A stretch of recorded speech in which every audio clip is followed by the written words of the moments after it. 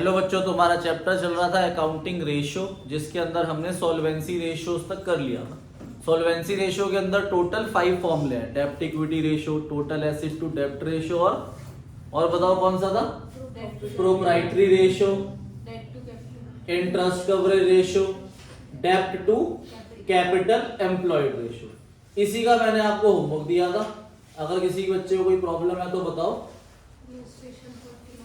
Illustration number 49 पे आ जाओ अपनी बुक पे। Illustration number 49 accounting ratio, page number 5.51 पे आ जाओ। इलस्ट्रेशन नंबर 49, इसके अंदर हमें डेब्ट टू कैपिटल एम्प्लॉयड रेशियो निकालनी है। डेब्ट टू कैपिटल एम्प्लॉयड रेशियो का फॉर्मूला क्या है? डेब्ट अपॉन कैपिटल एम्प्लॉयड। तो यह आ जाएगा आपका डेब्ट अपॉन कैपिटल एम्प्लॉयड। डेब्ट में जो हम डेब्ट लेंगे वो लॉन्ग टर्म डेब्ट लेंगे। तो लॉन्ग टर्म डेब्ट हमारे पास दे रखी है 8% डिवेंचर और 10% लोन।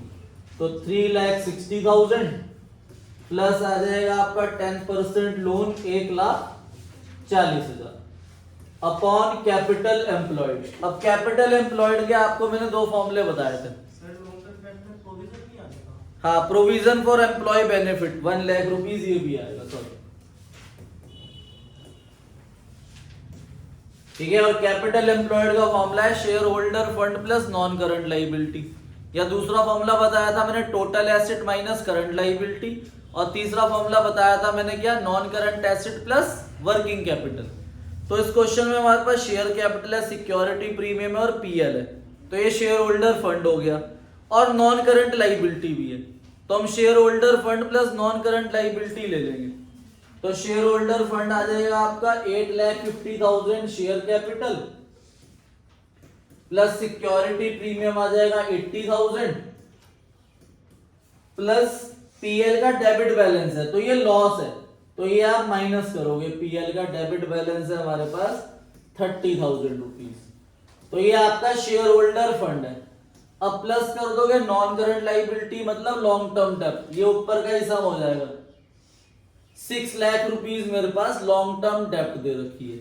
तो इनका सम करोगे तो आपके पास कैपिटल एम्प्लॉयड आ जाएगा। इनका सम करोगे तो 15 लाख, डिवाइड करोगे तो डेब्ट अपॉन कैपिटल एम्प्लॉयड रेशियो आ जाएगी आपकी।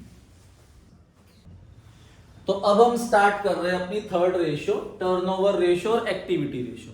ठीक है, जो टर्नओवर रेशियो और एक्टिविटी रेशियोज होती है, तो ये हमें क्या रिप्रेजेंट करती है? जो एक बिजनेस है वो क्या ऑपरेशंस कर रहा है, किस चीज का काम कर रहा है, उसकी एक्टिविटी क्या है, ठीक है, और वो उसमें कैसा परफॉर्म कर रहा है, वो हम इनकी रेशियो से कैलकुलेट करते हैं। ठीक है, इस रेशियो देखो अभी तक हमने करी है शॉर्ट टर्म सॉल्वेंसी रेशियो और लॉन्ग टर्म सॉल्वेंसी रेशियो। उसके अंदर current assets, current liability, non current assets, non current liability आई थी। अब कोई करंट एसेट, कोई current liability, non current asset, non current liabilities नहीं आएंगी। अब जो डेली बिजनेस के अंदर जैसे हम सेल क्या कर रहे हैं, परचेज क्या कर रहे हैं, उनका यूज होगा। प्रॉफिट कितना हुआ, ग्रॉस प्रॉफिट, ग्रॉस लॉस, वो रेशियोज जो है वो फिगर्स यूज होएगी इस रेशियो कैलकुलेट करने के लिए। तो टर्नओवर रेशियो और एक्टिविटी रेशियो उसका दूसरा नाम होता है। इसलिए देखो एक्टिविटी लिखा आ रहा है कि एक बिजनेस, एक कंपनी क्या एक्टिविटीज कर रही है और वो उसमें क्या परफॉर्म कर रही है। जैसे अगर हम बात करें आईटीसी की, तो आईटीसी एफएमसीजी प्रोडक्ट्स में डील करती है। तो वो एफएमसीजी प्रोडक्ट्स में बिस्किट हो गए, उनकी सेल कितनी हो रही है, क्या रेशियो आ रही है, कितना उधार सेल हो रहा है, कितना कैश सेल हो रहा है, ठीक है, टबैको प्रोडक्ट्स में क्या सेल हो रहा है, क्या परफॉर्मेंस चल रही है, वो सब देखी जाती है। ठीक है भाई। तो सबसे पहली रेशियो है इसमें इन्वेंट्री टर्नओवर रेशियो। इन्वेंट्री का मतलब पता है क्या होता है? इन्वेंट्री का मतलब होता है जो इस समय हमारे पास स्टॉक पड़ा हुआ है, जिसमें हम डीलिंग करते हैं, वो स्टॉक कितना पड़ा हुआ है। और टर्नओवर का मतलब होता है सेल। ठीक है, तो इसमें इन्वेंट्री टर्नओवर रेशियो का फॉर्मूला है cost of revenue from operation upon average inventory. Cost of revenue from operation मतलब जो चीज मैं सेल कर रहा हूं, सेल का दूसरा नाम होता है रिवेन्यू फ्रॉम ऑपरेशन, वो मुझे कितने का पड़ा था। अगर मैं कोई चीज 5 CR की सेल कर रहा हूं 5 करोड़ की, तो मुझे कितने की पड़ी थी, मान लो मुझे 4 करोड़ की पड़ी थी, तो उस 4 करोड़ को क्या बोलते हैं, कॉस्ट। तो cost of revenue from operation upon average inventory. तो कॉस्ट का फॉर्मूला क्या होता है, cost of revenue from operation का दूसरा नाम होता है कॉस्ट ऑफ गुड्स सोल्ड। ये 11th में ही पढ़ा था आपने, कॉस्ट ऑफ गुड्स सोल्ड। तो revenue from operation minus gross profit. मान लो मैंने जितने की चीज बेची उसमें से मेरा प्रॉफिट हटा दो, तो वो मेरी क्या है, कॉस्ट है। दूसरा फॉर्मूला, अगर मैंने लॉस पे सेल करा हुआ तो revenue from operation plus gross loss. और सबसे ज्यादा फॉर्मूला जो यूज होता है वो सबसे इंपॉर्टेंट फॉर्मूला है ये 11th में भी था, cost of revenue from operation opening inventory plus purchases minus purchase return. Purchase minus purchase return को नेट परचेजेस भी बोलते हैं, plus direct expenses minus closing inventory. ठीक है भाई, तो ये कॉस्ट ऑफ गुड्स सोल्ड या cost of revenue from operation का फॉर्मूला है। और डायरेक्ट एक्सपेंसेस कौन कौन से होते हैं वो याद रख लो आप, wages, carriage inward, carriage, wages and salary. देखो वर्ड क्या है, वेजेस एंड सैलरी। अगर सैलरी एंड वेजेस होगा तो वो नहीं लेंगे, वो इनडायरेक्ट एक्सपेंस है। या कौन से लेने, direct expenses. Carriage on purchase, import duty, manufacturing expense, production expense, royalty, freight, ये डायरेक्ट एक्सपेंस होते हैं जो डायरेक्टली बिजनेस को या किसी प्रोडक्ट को बनाने के लिए यूज हो रहे हैं, वो डायरेक्ट एक्सपेंस होते हैं। और एवरेज इन्वेंट्री का formula opening inventory plus closing inventory upon 2। अब जो हम परचेजेस लेंगे ना वो टोटल लेंगे, कैश प्लस क्रेडिट। ऐसे ही सेल और रिवेन्यू फ्रॉम ऑपरेशन जो लेंगे वो कैश प्लस क्रेडिट दोनों लेंगे। और अगर क्वेश्चन के अंदर हमारे पास परचेज और परचेज रिटर्न दोनों है तो हम नेट परचेज लेते हैं, मतलब परचेज माइनस परचेज रिटर्न। ऐसी सेल और सेल रिटर्न है तो नेट लेंगे, सेल माइनस सेल रिटर्न। ठीक है भाई, ये फॉर्मूला नोट कर लो। फिर अपनी बुक से क्वेश्चन करते हैं, क्वेश्चन नंबर 55। क्वेश्चन नंबर 55 पे आ जाना, पेज 5.147। तो क्वेश्चन नंबर 55 पे आओ, देखो ध्यान से रीड करो। क्वेश्चन नंबर 55 कह रहा है इन्वेंट्री टर्नओवर रेशियो निकालनी है और gross profit is given 20%। Gross profit के आगे 20% लिखा हुआ है। अब ये नहीं बता रखा कि ये 20% किस पे लग रहा है, तो हमेशा सेल पे लगता है। अगर ग्रॉस प्रॉफिट लिखा हुआ है बस और उसके आगे नहीं बता रखा कि ये 20% किस पे है, तो हमेशा किस पे होगा, रिवेन्यू फ्रॉम ऑपरेशन, मतलब सेल्स पे। कॉस्ट पे कभी नहीं मानोगे। अगर उसने बता दिया 20% ऑन कॉस्ट है, फिर तो कॉस्ट पे ही है। अब कैश सेल है, क्रेडिट सेल है, टोटल सेल आ जाएगी आपके पास 2 लाख प्लस 1,50,000, तो 4 लाख रुपीज आपकी रिवेन्यू फ्रॉम ऑपरेशन हो गई। रिटर्न इनवर्ड कितना दे रखा है, 25,000, तो रिवेन्यू फ्रॉम ऑपरेशन में से रिटर्न इनवर्ड माइनस कर देंगे तो नेट रिवेन्यू फ्रॉम ऑपरेशन आ जाएगी। तो नेट रिवेन्यू फ्रॉम ऑपरेशन का 20% करोगे तो ग्रॉस प्रॉफिट आ जाएगा। और रिवेन्यू फ्रॉम ऑपरेशन में से ग्रॉस प्रॉफिट माइनस करते हैं तो क्या आ जाता है, कॉस्ट। और cost of revenue from operation ही हमें चाहिए। ओपनिंग इन्वेंट्री और क्लोजिंग इन्वेंट्री से क्या आ जाएगी, एवरेज इन्वेंट्री। तो लिखो अपनी कॉपी में क्वेश्चन नंबर 55। ठीक है, इन्वेंट्री टर्नओवर रेशियो का फॉर्मूला क्या है, cost of revenue from operation upon average inventory. अब क्वेश्चन में ग्रॉस प्रॉफिट 20% ऑन सेल्स क्या मानेंगे, और सेल का दूसरा नाम क्या होता है, रिवेन्यू फ्रॉम ऑपरेशन। तो नेट सेल 4 लाख माइनस 25,000, तो नेट सेल हमारे पास 3,75,000 आ गई। ग्रॉस प्रॉफिट उसका 20% है, तो 75,000 मेरे पास ग्रॉस प्रॉफिट आ गया। अब नेट सेल में से अगर मैं ग्रॉस प्रॉफिट माइनस कर दूंगा तो मेरे पास cost of revenue from operation आ जाएगा जो कि 3 लाख है। और एवरेज इन्वेंट्री के लिए opening inventory plus closing inventory upon 2 3 lakh, तो cost of revenue from operation भी आ गया 3 लाख और एवरेज इन्वेंट्री आ गया 30,000। तो फॉर्मूला पुट कर देंगे, 10 टाइम्स मेरा आंसर आ जाएगा क्वेश्चन नंबर 55 का। तो नेक्स्ट क्वेश्चन पे आ जाओ, क्वेश्चन नंबर 58। ध्यान से रीड करो। कह रहे इन्वेंट्री टर्नओवर रेशियो निकालनी है। Cost of revenue from operation दे रखा है। देखो cost of revenue from operation दे दिया हमें, तो हमारे पास ऊपर वाली चीज तो आ गई ना, cost of revenue from operation. बस अब हमें एवरेज इन्वेंट्री चाहिए। एवरेज इन्वेंट्री के लिए कौन कौन सी इन्वेंट्री चाहिए होती है? करेंसिंग, ओपनिंग और क्लोजिंग। अब देखो क्वेश्चन के अंदर परचेजेस है, वेजेस है, कैरेज इनवर्ड है और ओपनिंग इन्वेंट्री है, क्लोजिंग इन्वेंट्री है ही नहीं। तो पहले हमें क्लोजिंग इन्वेंट्री फाइंड आउट करनी पड़ेगी। अब cost of revenue from operation इसीलिए हमें दे रखा है पहले ही, तो अब आप वो बड़े वाला फॉर्मूला लगाओगे, cost of revenue from operation is equal to opening inventory plus purchases plus direct expense minus closing inventory.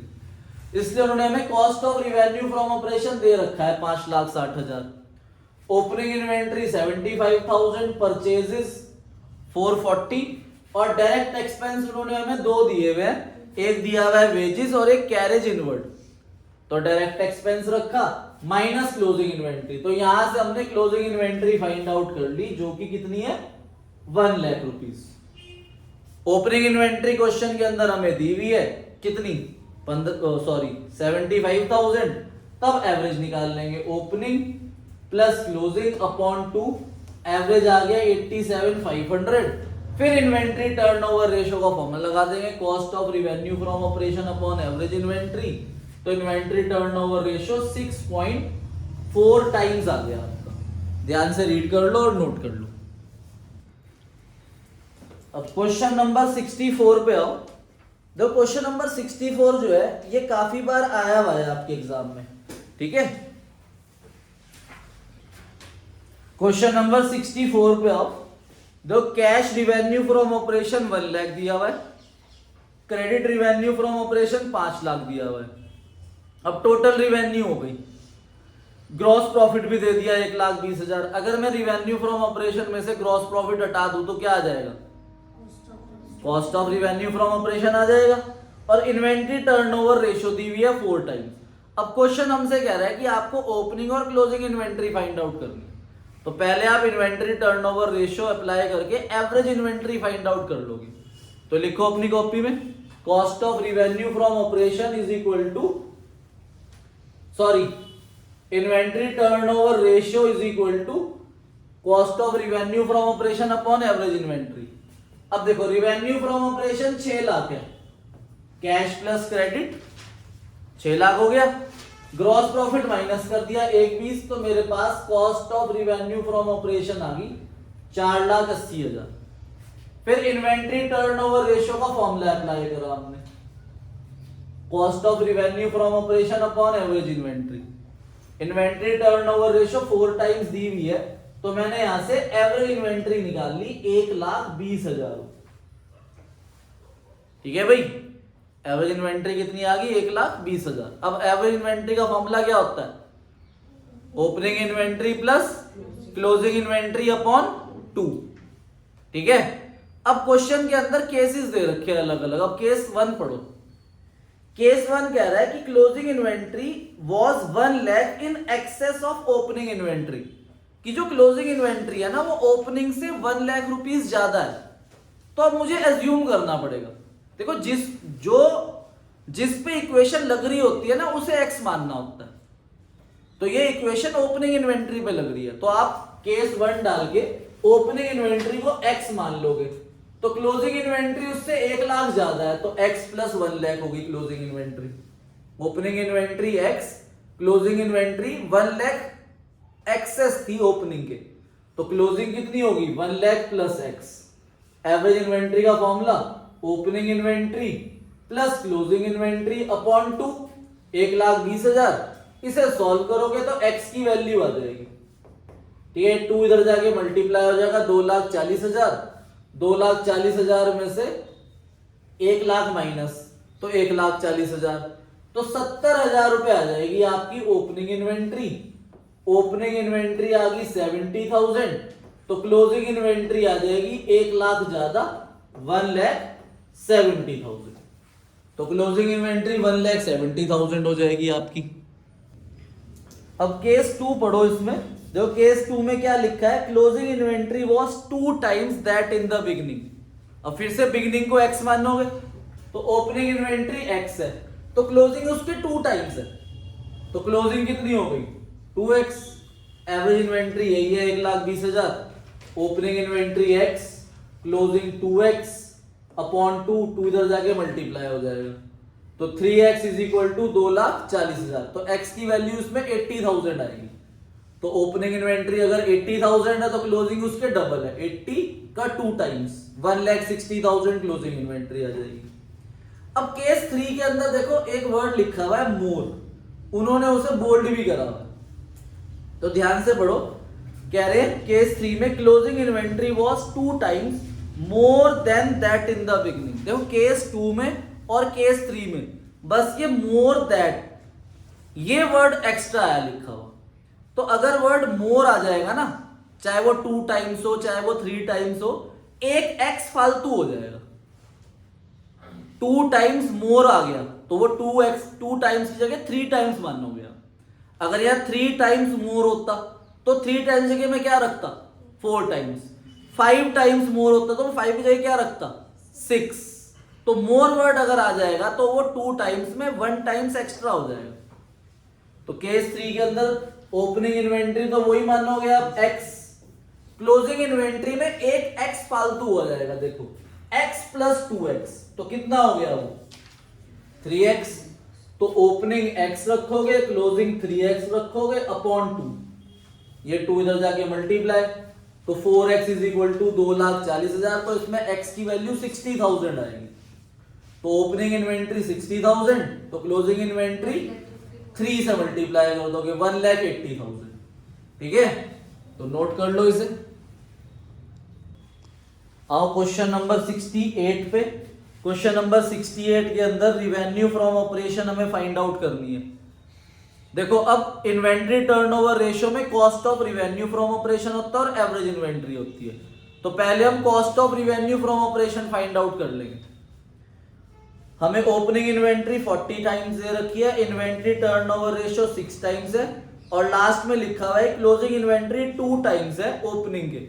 मतलब अगर ओपनिंग x है तो क्लोजिंग 2x है। इसमें ओपनिंग दी हुई है 60, अगर ओपनिंग 60,000 है तो बताओ क्लोजिंग कितनी होगी 120। तो ओपनिंग और क्लोजिंग डिवाइड बाय 2 एवरेज आ जाएगा आपका। ठीक है भाई, तो 40 दी हुई है, sorry opening inventory, opening inventory 40,000 है तो क्लोजिंग इन्वेंट्री 80 हो गई, तो 40 प्लस 80 अपॉन 2 एवरेज आ जाएगा आपका 60,000। तो फिर आप पहले cost of revenue from operation find out कर लोगे। ठीक है, inventory turnover ratio cost of revenue from operation upon average inventory. Inventory turnover ratio 6 दे रखी है, cost of revenue from operation ये हमें ढूंढना है, एवरेज इन्वेंट्री का ओपनिंग प्लस क्लोजिंग अपॉन 2। तो यहां से हमारी cost of revenue from operation आ गई 3,60,000 रुपए। अब क्वेश्चन में एक लाइन लिखी हुई है जो ग्रॉस प्रॉफिट है वो 20% सेल के। अब ध्यान से देखना, ये सबसे इंपॉर्टेंट चीज है, ये आपने 11 में ही पढ़ी हुई है। हमें गिवन क्या है कॉस्ट, और जो जीपी है वो किस पे है सेल पे। अगर ये डिफरेंट होता है तो जिस पे जीपी लग रहा होता है उसे एक्स मानते हैं। तो मैंने सेल को क्या मान लिया एक्स, तो जीपी कितना हो गया 0.2x। तो सेल में से जीपी माइनस करेंगे तो cost of revenue from operation आ गया 0.8x। ठीक है भाई 0.8x।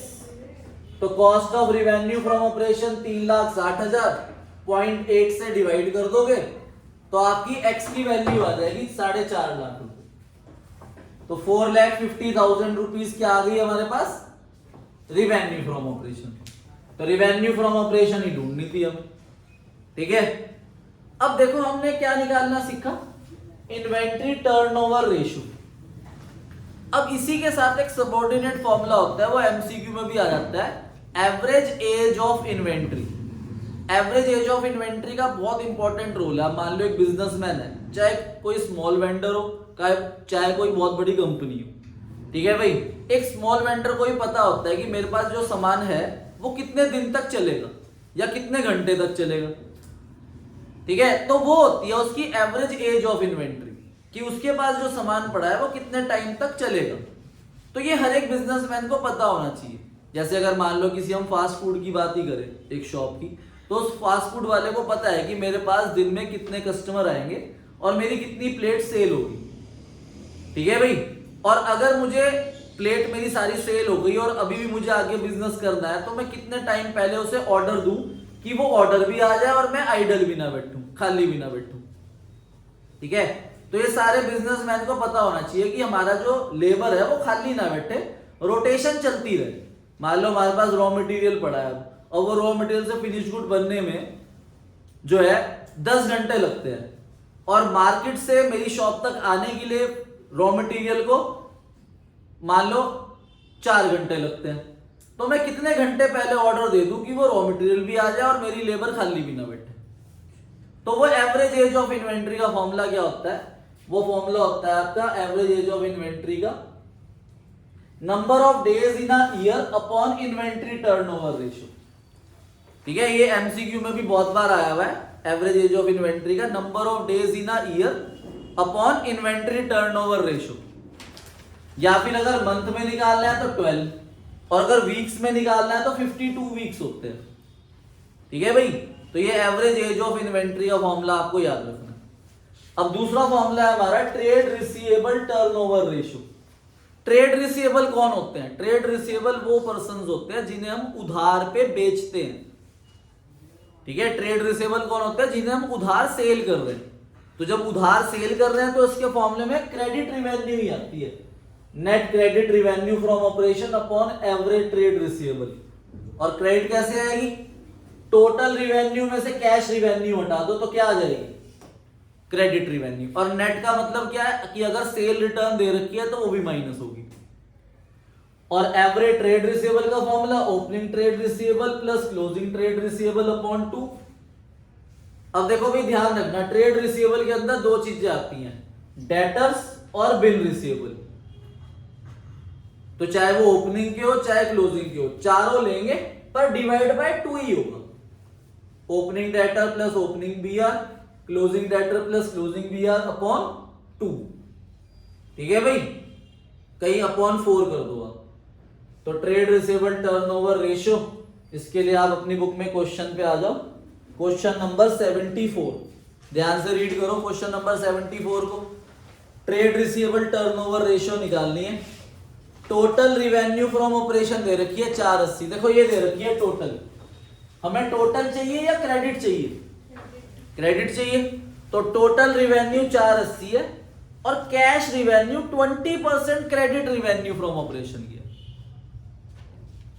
ना क्रेडिट दी हुई ना कैश दी हुई, बस टोटल दी हुई। तो पहले मुझे कैश निकालनी पड़ेगी, मैं टोटल में से कैश माइनस करूंगा, कभी तभी क्रेडिट आ सकती है। ओपनिंग ट्रेड रिसीवेबल 60,000 है और कह रहे हैं क्लोजिंग ट्रेड रिसीवेबल 30,000 ज्यादा है ओपनिंग के, तो क्लोजिंग कितने हो गए? 90,000। तो अब हमें मेन जो ढूंढना है इसमें क्रेडिट रिवेन्यू फ्रॉम ऑपरेशन ढूंढना है। तो इसमें इक्वेशन बनी हुई है, देखो cash revenue is equal to 20% of credit revenue. तो मैं क्रेडिट रिवेन्यू को इसमें एक्स मान लूंगा। और ये आपको ध्यान रखना है कि जो टोटल होती है वो कैश प्लस क्रेडिट दोनों के मिलके आती है। तो इसे कैसे करेंगे हम?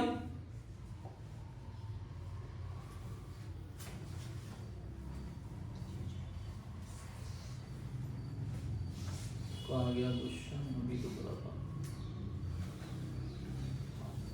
Question number 74, total revenue from operation 480 है और कैश रिवेन्यू 20% है क्रेडिट रिवेन्यू फ्रॉम ऑपरेशन।